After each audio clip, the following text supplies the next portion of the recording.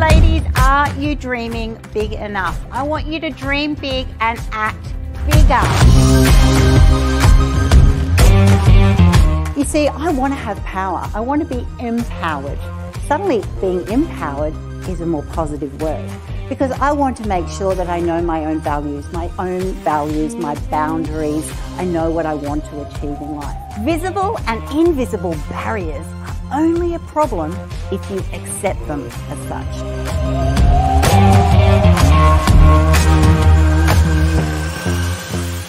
So a woman with a big dream also needs to have a plan, because without a plan, that dream is just a wish.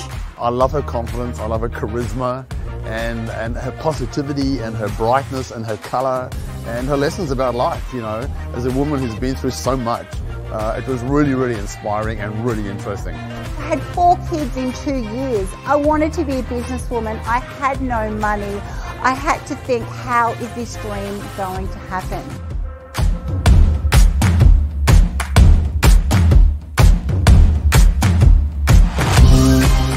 If you actually start believing if something's important to you, just back yourself.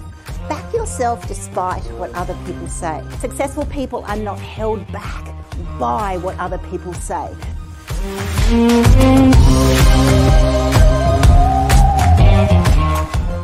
I would recommend that for everybody, because everybody should have a dream and everybody should back themselves. So I think she's awesome. Even when it feels like everything's not going to work, they go, you know what? I'm going to make sure that this does work. I'm going to be positive despite, because it brings energy, it brings opportunity. And as soon as you actually get half glass empty, your vision will start failing.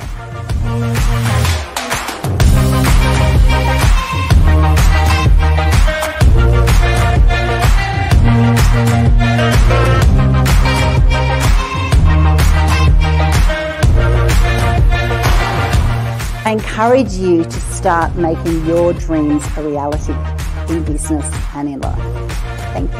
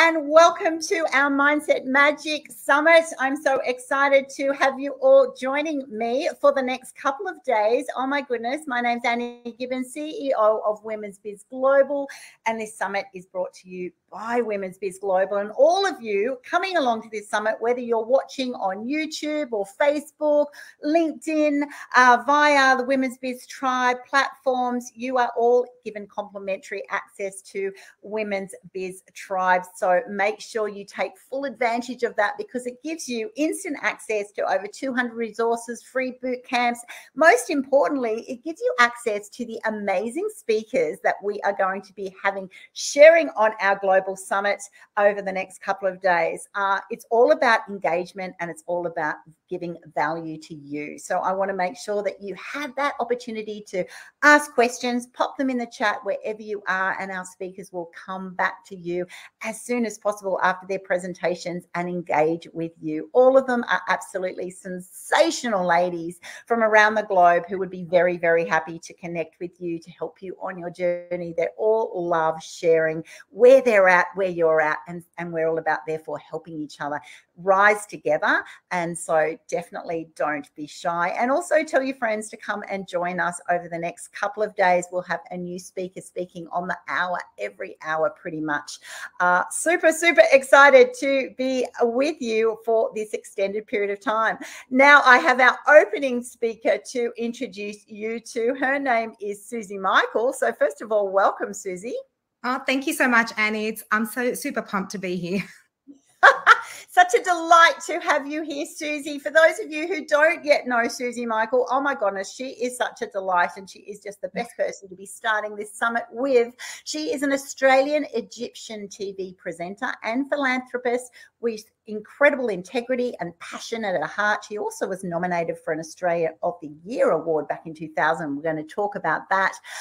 She is from Australian and Egyptian parents, so we're going to be talking all things culture. She is pretty much an assimilation of food and family and values and culture, and I love that because that just represents multicultural Australia, and that's where we are both residing. For those of you who are around the globe, we're both Aussie girls. We're actually both from Sydney. So we're going to be sharing on that nature. She's best known for her media work as a news and TV presenter. She's an executive producer, editor, and TV show hostess. Her passion is definitely evident in her work and her TV shows and her lifestyle work. So, oh my goodness, I'm so excited to be talking to you, Suzy. And I would love to kick off the program by actually asking you to then tell us, tell the listeners and myself all about what was it like growing up in an Australian Egyptian family, because that's a little bit unusual for me.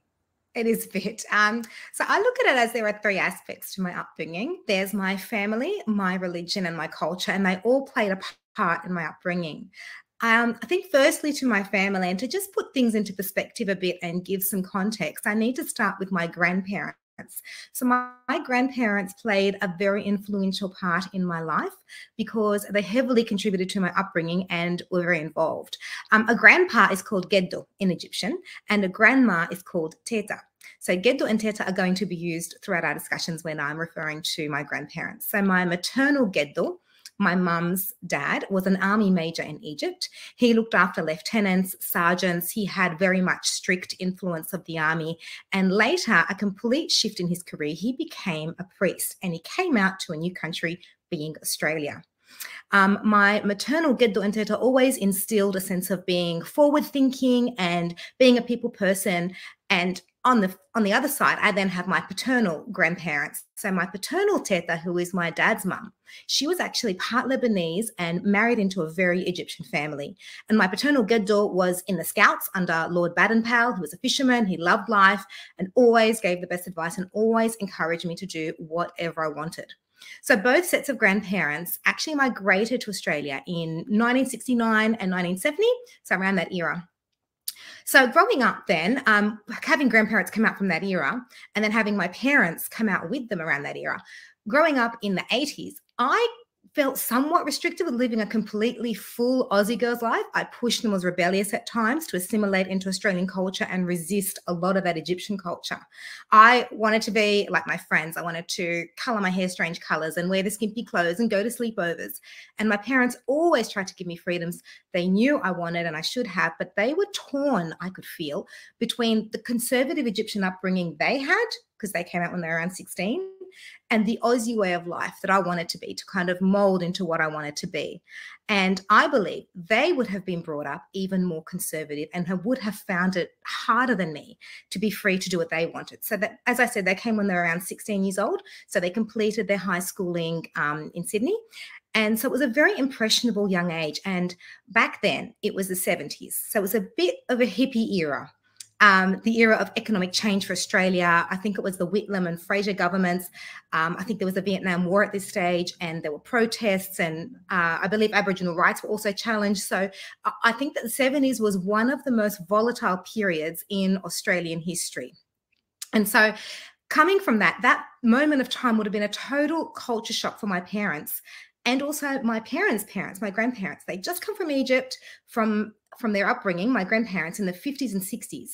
And I think back then it was more of a European influence. So there was a lot of fashion and food and lifestyle theatre and movies coming from the European countries. So coming from Egypt into Australia, it was important to my grandparents that they cemented and preserved that cultural heritage in this foreign new land to them known as Australia. So that's kind of putting into context the mentality of my grandparents and my parents being brought up in Australia in their teens, and that cultural immersion and passing some of that on, and also the Australian culture into my upbringing and my siblings and also my cousins, that kind of generation. Now, the reason I speak about my cousins is that we grew up as a very large family. It was like everyone was under one roof, even though we didn't live under the same roof. So we would have Christmases and Easters and birthdays and obviously the big celebrations, but then we'd have the just because gatherings and, hey, we're just going to hang out with the cousins and, you know, do something. We went out impromptu to just pop in and see the family. And I'll tell you a bit about how we lived. We lived like a community. Basically, it was replicating Little Egypt, where your aunties and cousins are in the unit above you or below you or around the corner. So I basically lived on the same street as my maternal grandparents and maternal uncle and auntie. So I would walk around to my auntie and uncle's house, my grandparents' house at any time, and just kind of hang, see what they're up to, you know, cook with Teta, clean with Uncle Ed. And we also had an intercom system between the three homes. So we would communicate all day, every day. For example, my Auntie Imani would push a buzzer and say, oh, hey, Yvonne, Yvonne's my mum, I need some milk. So my mum would look at us and go, okay, kids, one of you run this up to your Auntie Imani. Or my grandfather would go on the buzzer and say, hi, I need to go to the bank. So one of us would reply back and say, yep, I can take you, and make the arrangements and take him. So it was like we're living under one household without physically living under one household. And that was my unique family upbringing. So that's the family part. The second part to my upbringing is my religion, which is very important to me. As I mentioned, my maternal grandfather, my Geddo, was an army major who became a priest just before he migrated to Australia. And that's an entirely different story that needs to be covered another time. So he was a priest, and Orthodox priests are allowed to marry. So that's where some confusion might be, that how can you have a grandfather that's a priest? But Orthodox priests are allowed to marry. So there was a lot of religious activities that I was always exposed to growing up in Australia. I was always told to help the less fortunate. There was homeless service, fundraising activities. I was always involved in helping out my Geddo from a young age because that's what I was taught to do. And my Teta, which is his wife, was a big advocate of helping people because she's the priest's wife and would always have people over and entertain them and feed them and what's next in the service, how can we help? So that's the religious aspect. And the final piece of the puzzle is my culture. Culturally, in the Egyptian culture, I believe I was seen as being a bit of a failure with regards to education.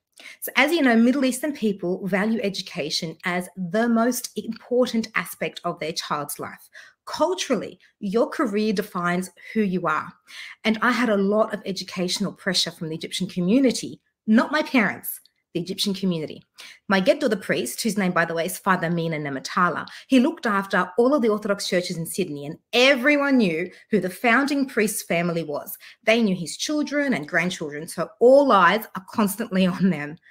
And I always wanted to be a news and TV presenter. That's a no-go. That's seen as being a failure in Egyptian society back in 1996 when I decided to study a Bachelor of Journalism and Media Production. Why? Because all Egyptians must be either doctors or pharmacists, engineers or lawyers. They're the only options. So I seem to be a disappointment to the Egyptian community at the time, but not to my parents and family. They always encouraged me to do what I wanted, and they knew my passion was being a TV presenter. So that's kind of a nutshell of the three pieces of the puzzle to my upbringing. Oh my goodness, you have certainly, I was just so engrossed in your story there. I feel like I've been raised in, I've had a little window into this extended community that really gives that essence of what an extended family is, you know, because I grew up in a French-Russian sort of immigrant sort of family. So from a different perspective, and my grandma lived up the street, but we certainly didn't have intercoms and we weren't that close. That is absolutely amazing. I actually love what you've shared there, because there's so many issues that I know that's why you're a specialist, and we're going to get into that, of having that, you know, wanting to keep those traditions, but also then letting your children get raised in, you know, what is a modern Australia. There's so many complex issues that would be surfacing within that next generation here, as well as all those parents and aunties and uncles. Oh my goodness, what a pressure cooker. I love the way they just tell you blank that you're going to be a failure if you take just so frank. I know it's kind of like, well, you're not going to cut the grade. So the exact words were, you got into what? Oh, media. Media. Which brings me to that next question. Well, what influenced you? Why did you go, you know what, even if I'm going to be an epic fail for my poor loving family, I really want to be a TV presenter. I want to be a media specialist. What actually influenced you to go, you know what, I'm going to take this path, despite, because it is hard when everyone puts this pressure going, that's not what's acceptable, or that's not what we want for you. It's very hard to back yourself, particularly as a woman back in that time. Yes. So there are two things that actually really influenced. The first one is my dad's priceless gold nugget piece of advice when I was 14 years old. And it's this: Suzy, do whatever you want to do as long as it meets these three criteria. Number one, is it illegal? Number two, would God disapprove? And number three, does it harm you or others? And if the answer is yes to any of these, don't do it. If not, go for your life and don't give a damn what anyone else thinks of you. You're not doing anything shameful or wrong. And that piece of advice shaped me from a young age to pursue my dreams of working in media and being a TV presenter. So kudos to my dad. The second thing was growing up as a young child in the 80s. Gangs were prevalent, and I would see murders, rapes, crime, gang activities being reported every evening on the nightly news. So it was filled with scary stories and tragedies and terror. So in my mind, I had painted a picture of a very dark portrayal of the society I lived in. By the time I was 11, I decided I wanted to bring good news back to the TV screens, and I was determined to show the wider society it's not doom and gloom. And there are many good news stories that don't get reported. There are lots of people doing amazing charity work and contributing amazing things to society. I know because I saw it in action through my Egyptian community. Yet the gangs and crimes filled up the nightly news, newspapers, and were a constant, heated topic of discussion. So to an 8 or 10-year-old living in the 80s was always exposed to community, family, love, caring for others. It just got the question in my mind. I'm thinking, what about all the good in the world? I wanted to give a bit of light, shine some light on society and make them see society is good. Why are we focusing on this insignificant amount of dreadful news? Yes, acknowledge it, report it, move on, and focus on probably 90 or 95% goodness. Good news stories are only given the last 1 or 2 stories, and you've seen them. They're usually about animals or celebration or something nice and sweet and fluffy. But in my mind, I think that should be the 95%, and the 5% should be the doom and gloom. I want to show people a show that has substance about their contributions, heartaches, but then their triumphs, their struggles and their success.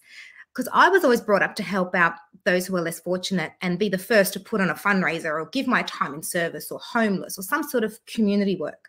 So it's this active and integrated mindset that formed me to always want to give back and be involved with society. So when the terrible stories and crimes would fill up the screens of an evening, I wanted to kind of scream back at the TV and go, no, it's not like that. Australia has beautiful people living in its society. And I know that because I see them every day, and it's an entirely different life to what I lived as to what I saw on the screens. So they're the two things that really kind of push me into television presenting and media. Oh, and I love that. And television needs to have that. It needs to have that voice that actually celebrates all the great things about society. I hate that as well, that you can get so dominated and you can get a distorted perspective But, you know, if that's all you watch is the alarming, you know, gang stories, whatever, you know, most of the time I'm thinking that never happens around me, but it makes you feel like it is. So I think you are absolutely perfectly positioned to be giving us such incredible positive, but also I love your blend of culture and real Australian. So you had a massive moment that your parents must have been so proud, because in 2000 you were actually nominated for the Young Australian of the Year, which is huge for those people watching overseas. Oh my goodness, like what an honor. So first of all, congratulations. That's an incredible honor. So tell me about that time. Yeah, so it's the Young Australian of the Year award, and I was in my 3rd year at university when I was nominated, and one of the university lecturers actually nominated me, and it was for, surprise, community service. So I had contributed a lot of volunteer work from about halfway in my 1st year at uni. So I was firstly involved with the Cancer Council to produce an SBS documentary about breast cancer in NESB women. Secondly, I was heavily involved in Optus Vision, who were later bought out by Foxtel. And with them, I produced youth programs. I was the host of the morning show. I was the reporter for Sydney events that youth can attend, things like theatre, fashion shows, movie reviews, or points of interest. And I also edited my own footage. So that's all the work I did with Optus Vision. And thirdly, I was a radio show host for a community radio station. And finally, I was also the university's co-editor for the On-Campus magazine. So all of that was completely voluntary community work. In addition to that, I was also working in retail at the time, because you got to earn your keep while you're studying at uni. I'm a uni student, and I was studying full-time at uni. So I was a very busy girl that didn't get much sleep. And one of my university lecturers noticed this and nominated me. And I signed the papers thinking, oh, you're very thoughtful, but there's no way they would ever consider me, or I'd even be a runner-up. It's too prestigious for me. People like me don't get recognized for helping out. I'm just a uni student. As it turned out, I was on the shortlist, and I was invited to the Young Australian of the Year Awards ceremony. So in my mind, I thought, oh my goodness, I'm a contender. And this was held the following year. So I had graduated uni because I was nominated in my 3rd year for all the work I'd done previously. And the ceremony was held the year I graduated after the ceremony for uni. And my husband, who was my fiance at the time, came with me as my +1. I was 21 years old at this stage, and I'm standing on stage at the end of the ceremony with the Prime Minister at the time, John Howard, and Ian Thorpe. Ian Thorpe won, by the way, and John Howard shook my hand as one of the runner-ups, and it was a pivotal moment in my life. And he said to me, Australia needs more people like you to be involved and give back to their community. And that single comment taught me the importance about giving back. I always kind of did give back through my local community, but this is on a larger scale. And having the Prime Minister of Australia acknowledge that and publicly commend you and be recognized for that at such a young age gave me the inspiration and the passion and the drive to just keep going and be the change I want to see in the world. That's a famous Gandhi quote, by the way. And I feel that I actually needed that recognition at that moment of my life, because everything changed for me a few years later. Yeah, so that's the Young Australian of the Year Award story. Be the change you want to be in the world. Absolutely. And isn't that just so powerful to actually know that at that age of your life? And also, what an honor, what a moment. That is so surreal. The Prime Minister of the land going, you know, pretty much be more of you, Suzy Michael. Yeah. You know, Australia needs you, the world needs people who actually do that. And the fact that you even had no idea of, you know, how amazing it is, because you're actually just doing what you were raised to do, just be part of community, to be giving back. Absolutely incredible. So then what changed? What changed after that for you? Yeah. So I got married young. So I was 21 at the time when I had my husband as my fiance. So I got married at 21 in the same year. I had my children very close together, and I had my firstborn when I was 23. So I had 4 kids, by the way. So I was very busy between 23 and 28 years old because I had 4 kids in 5 years. 23 to 28 years old. They're the golden years of anyone's life, the golden years. And here I was raising 4 kids. So first thing that changed was my career. I needed to entirely reorganize my work and manage my career differently. So I did freelance work from home. I did writing. I edited videos for quite a few years. Then I eventually worked part-time when my youngest was 6 months old. So I eventually got back to face-to-face work at 29 years old. At this stage, I went back to producing documentaries. I did some work for myself, freelancing, working in finance, property, technology, and just doing jobs I didn't really want to do, but it kept me in the workforce, performing marketing and media roles and tasks in some way or another. So this continued for about 12 years or so. And I worked in jobs that I took out of necessity to accommodate my young children. I'm sure this sounds familiar to a lot of mums, such as jobs close to home, jobs that were not entirely exactly TV presenting, but had aspects of media to it. Could have been script writing or editing and video production work. So I was actually given the opportunity to work as an executive producer for a global digital channel that looked after the world. They had a presence in Australia, America, Canada, the UK, and my job was to look after Australia and liaise with the rest of the world. The post-production team was in Egypt. So I was able to speak the language with the post-production team, and that helped a lot. I stayed in this role for 8 years and loved being the news anchor, TV show hostess, training new people that joined. I worked with technical directors, the floor manager, directors, other producers. I was so in my element. But this was only a part-time role. And I kind of outgrew the role as my children grew and they became less and less reliant on me. So again, another change is that I began searching once again for my passion and drive on a larger scale, something more global. So I thought, right, I've done the part-time work. I'm back into full-time work. It's still not exactly where I want to be. I want to start a show on a larger scale. I consider myself a philanthropist. I'm a journalist, I'm a TV presenter, and I want to encapsulate all of that experience along with my Egyptian heritage. So I recently started a journey doing this, and it's a work in progress and things will come to fruition soon. But yeah, that's kind of the change that's happened in my life with the children, and things are in the works. Watch this face. I feel so excited. I love that little grin on your face. It's like, watch this space, everybody. And I totally, all those mums particularly, but even dads who appreciate the juggle it is for so many years. I know I had 4 kids.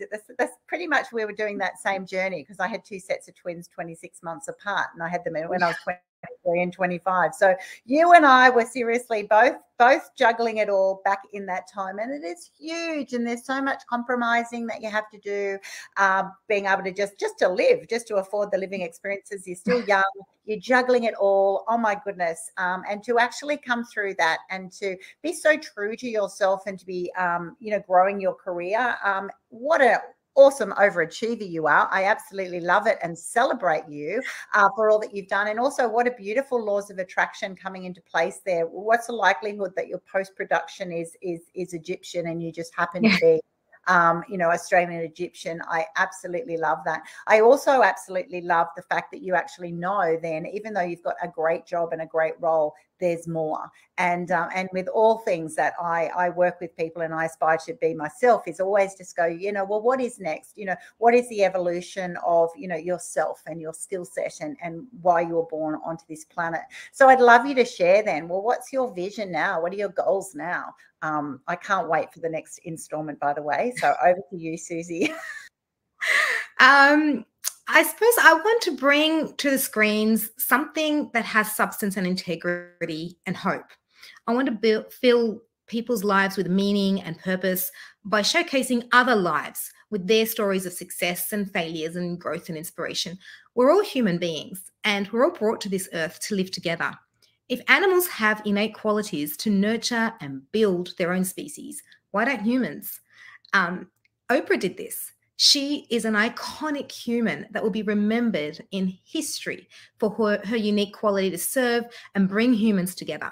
She's an exemplary role model that every human being can learn from. And I hope one day to be a fraction of what Oprah is and can bring that spark and energy back to the screens and into people's lives. That's my ultimate vision and goal. Oh, I love it. And speak it out into the universe. And seriously, it's definitely going to happen, because what it's shown me is that young girl who actually knew that you didn't want just the bad news stories. I love it how, who you truly are when you tap into that essence. So those of you who are following this conversation, think about what Suzy's been sharing. You've actually been saying, from a young person, I wanted the real stories come out, the authenticity, the blends, the good and the bad and the messy and the creative and the craziness that it can be in multicultural families, and the conflict that you can work through together, the challenges, all of that. You always knew that you were part of that. You're raised in that space. You identify with what is now most of Australia is a multicultural blend, right? And I know those around the world, you'll be having different percentages of integration of different cultural influences. And I think that is just so fantastic. What a role model Oprah is to all of us, really, but to show that you can actually show up in a positive space. You can show up with wanting stories to be shared, people's messages, people's voice to be heard. And you're definitely the right person to do that, because I've watched you and I've seen you professionally just get straight to the source, to really tap into that every individual person's genuine story, not the scripted story, not the airbrushed story, but actually the true essence of who they are, what they're going through, what they're passionate about, what their challenges are, because that's what we actually are fascinated by, and it makes people relatable. And I think I think the world needs more role models and stories that we can relate to and we can be inspired by. So I thank you, first of all, for just being so inspirational. I'm super excited about seeing where your journey will go. For those of you who are wanting to reach out and go, you know what, I would have a story to share with Suzy Michael. Yes. My goodness, I would absolutely love that. SuzyMichael.com.au, you'll be able to then reach out to Suzy. You'll also find her via Women's Biz Tribe. Definitely, if you've got a story to share, you would love to go, oh my gosh, finally I've met a journalist who actually cares about, culture and religion and extended families and assimilation and what that even means. Oh my goodness. I know Suzy has so many projects in the works at the moment, and she would just be such a fantastic contact for you to have. She's always all over the news. She's always, I'm watching her sharing contemporary stories with famous people all around Australia, and definitely has a global brand rising. So I thank you for sharing on our summit today, Suzy. I look forward to other people actually getting in touch with you. Don't hesitate. She's super friendly, super lovely to connect with. And I also look forward to all of you staying tuned for all of our other speakers. We've got like 40 plus speakers over the next couple of days. You can just tap into a variety of platforms. Make sure you pick up that free Women's Biz Tribe membership. Come and join us for the next month. It doesn't cost you a cent. We would love to meet you, find out what your story is. You'll be able to then just meet up with Suzy and all the other presenters, and plus a tribe of women from around the world. So I look forward to seeing you at our next presentation. And thank you so much for sharing with us today, Suzy. Thank you so much, Annie. Thank you so much for having me. It was an absolute honor. Thank you. Hello and welcome. My name is Annie Gibbins, founder and CEO of Women's Biz Global. As a woman, a career executive and mum of 5, I know that becoming successful in a modern day society, it can be extremely difficult and challenging. The requirements of career and business success are often overwhelming, especially when you have competing priorities like family. But that does not mean that you can't be extraordinary.